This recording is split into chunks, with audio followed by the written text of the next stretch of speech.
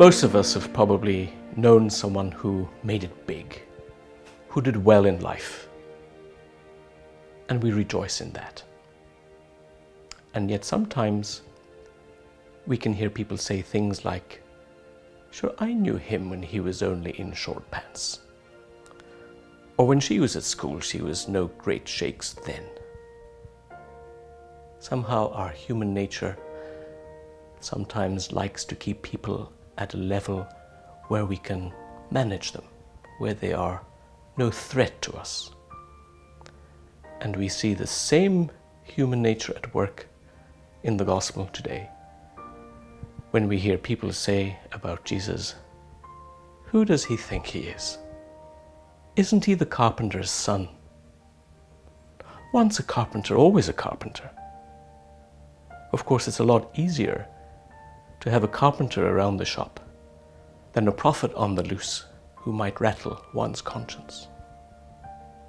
And so we hear these stark words from Mark today. They would not accept him. They being the people that knew him.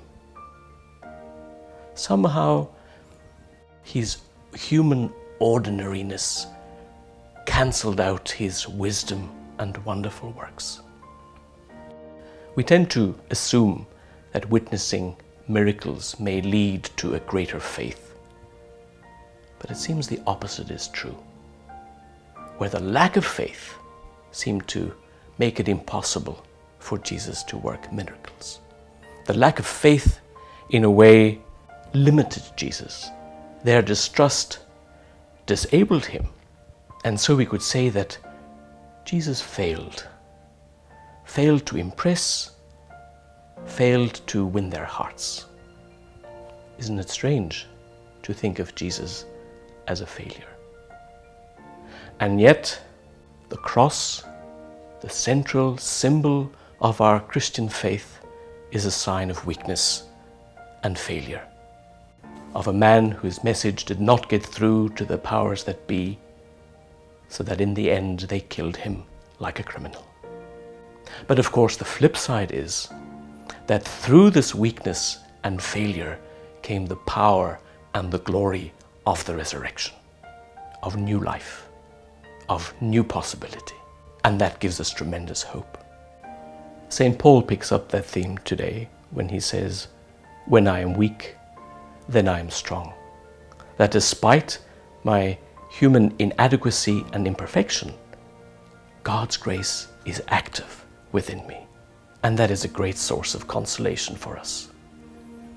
That no matter what, no matter our imperfections and inadequacies, or even murky past, God's love remains undiminished and unhindered.